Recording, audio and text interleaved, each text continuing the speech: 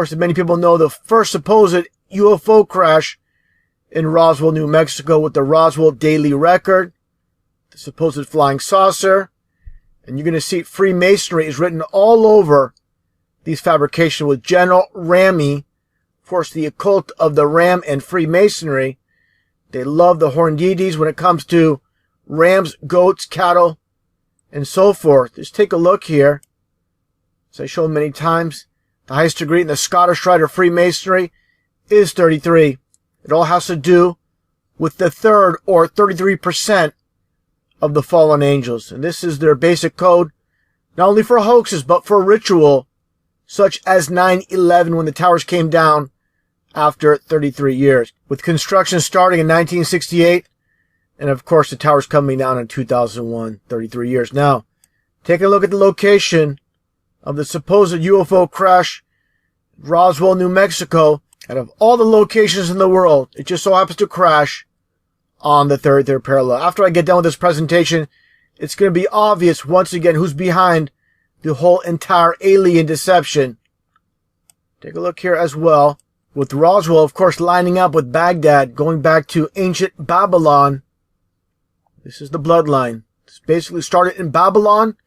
They worked their way to Egypt, to Greece, to Rome, to London, to the U.S. with all their signs and symbols, such as the pyramid on the back of the U.S. dollar, the obelisk in the Vatican, London City, and, of course, the so-called Washington Monument, which is nothing more than an obelisk. Now, let's move along here. And another infamous UFO sighting in Phoenix, Arizona. Of course, the Phoenix all has to do with Freemasonry, the rise of the Phoenix, or the Antichrist, and, of course, being on the 33rd parallel as well. Again, the so-called Phoenix Lights. Just take a look at this symbol. What do you have here? It's nothing more than a Masonic square. That's all it is. They put their signs and symbols and everything. Not just the numbers, but the symbols. And I've mentioned this before in a previous video. Imagine if you're a so-called alien aboard this spaceship and you're on this side. You want to get to the other side, you got to walk all the way around. It's completely ridiculous. You know, it's a complete joke. You know, it's just, again, about their signs and symbols. Just fabrications by the so-called elite that run this world. Again, showing you that they're behind it for those that have eyes to see. Okay, now let's move along here. Something I want to cover I haven't touched upon before with this movie that was released in 1993. I actually saw this movie in Santa Cruz, California.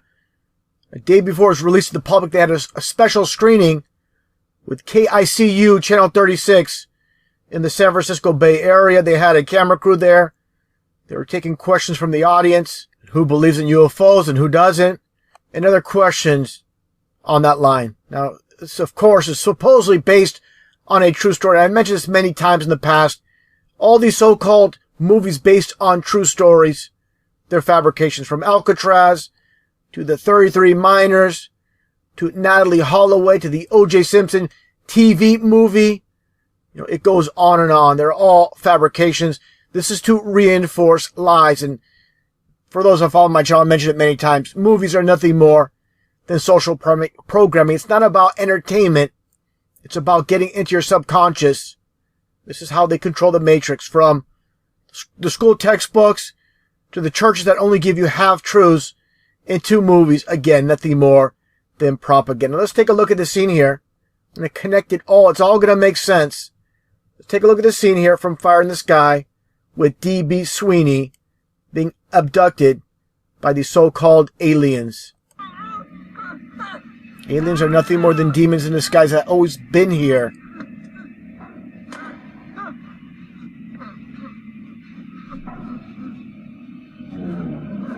Pretty creepy scene, more or less. If you watch the movie, it's more or less more like demon possession. And why was D.B. Sweeney selected for this role? Sweeney being 33 numerology. Perfect match, perfect fit. For those that follow my channel, they'll know about the occult of 33 and these people being propped up, not only in Hollywood, but the music industry, in politics, based on the number 33 coded into names. It's not just, say, a last name. It could be a first and last name. It could be a first name or combined name, as long as you get the 33. Now, something I found pretty interesting regarding Fire in the Sky, if you look at this widescreen collection for the DVD format. Take a look here at the front and back combined. What do you see here in plain sight? This is how they love to mock with the truth in plain sight. That is the flat earth with the dome above it, with the blue sky within the firmament. That's God's firmament, just like shown here in the Bible. For those that follow my channel, I always explain how the churches don't give you the full truth.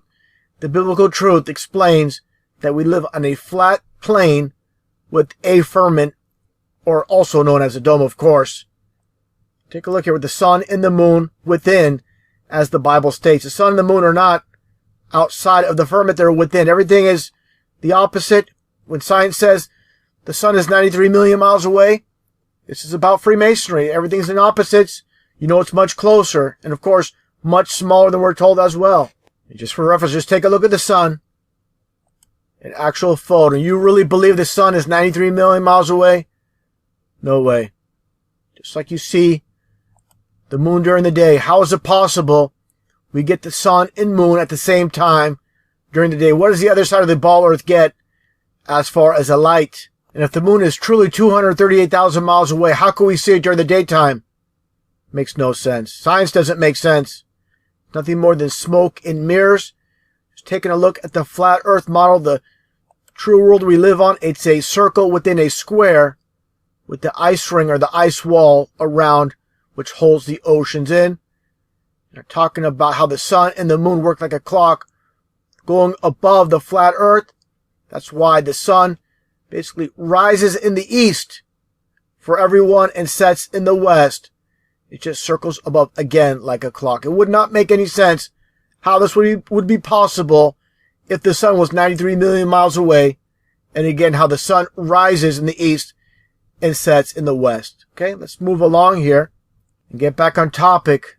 Again, with fire in the sky, as I shown earlier, with the flat earth dome symbolism. The same exact concept as I pointed out before with this 1983 TV series called V for Visitors. These aliens coming from a distant planet invading Earth. Again, subconscious programming, but again, the same entire concept of showing the flat earth model with the firmament or the dome. Same exact thing here with Supreme Leader Diana.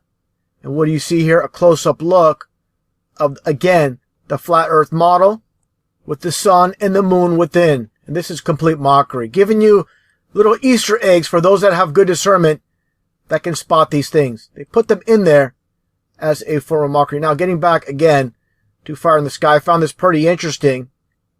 Taking a look again when we're talking about the 33, where the supposed alien abduction took place. The White Mountains, northeast Arizona. Let's take a look at this location. White Mountains Range, again in Arizona, just so happens to be on the 33rd parallel. So you see how this all connects. Not by chance, not by coincidence. And again, talking about D.B. Sweeney starring in this role of the supposed true story, the occult of 33, always in plain sight, like I mentioned before, with these so-called aliens and D.B. Sweeney being 33. Now, let's move along here. When it comes to, again, the alien deception, many people in the UFO community know about Robert Lazar. He claims to be an employee at Area 51, a scientist.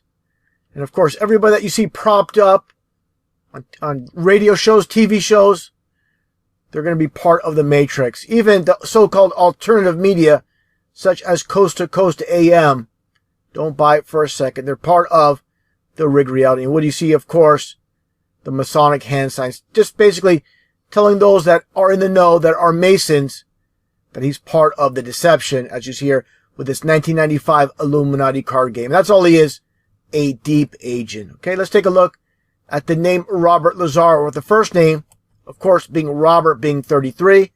The full name, Robert Lazar, being a duality 55. And Area 51 being duality with a 22. Now, one thing I found interesting, with Robert Lazar being 55 and Area 51 being 22. Let's take a look here. Shown this before in a previous video, with the number 55 in the mirror reflection which is all about Masonry. When you flip the 55 over, you get your number 22. So this is how it all connects.